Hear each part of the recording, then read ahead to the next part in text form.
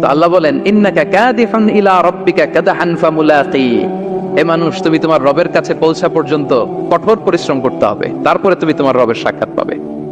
তার মানে এই দুনিয়াটা হচ্ছে পরিশ্রমের জায়গা। প্রিয় ভাইরা, এখানে পরিশ্রম না করলে সফলতার দেখা মিলে না।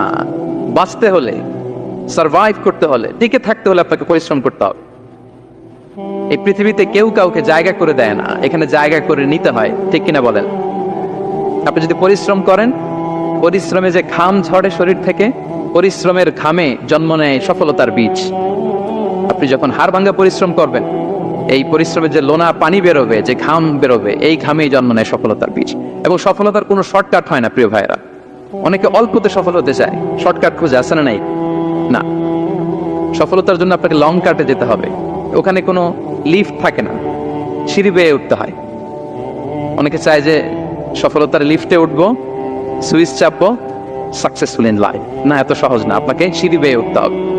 তাহলে পরিশ্রমের কোনো বিকল্প নেই। এই দুনিয়াটা হচ্ছে পরিশ্রমের জায়গা, সংগ্রামের জায়গা। আপনি সফল হতে হলে আপনাকে পরিশ্রম করতে হবে, করতেই হবে। আর পরিশ্রমে কোনো লজ্জা নেই। আমি বিভিন্ন আমার আলোচনায় বলি, কাজে লজ্জা নেই। কিসে লজ্জা নেই? আওয়াজ করে বলুন সবাই। কাজে লজ্জা নেই। লজ্জা হচ্ছে অলসতায়, লজ্জা হচ্ছে হাত পাতায়, লজ্জা হচ্ছে অকর্মণ্যতায়। কাজে লজ্জা আছে? লজ্জা কিসে বলেন সবাই? লজ্জা হচ্ছে অলসতায়, অকর্মণ্যতায়।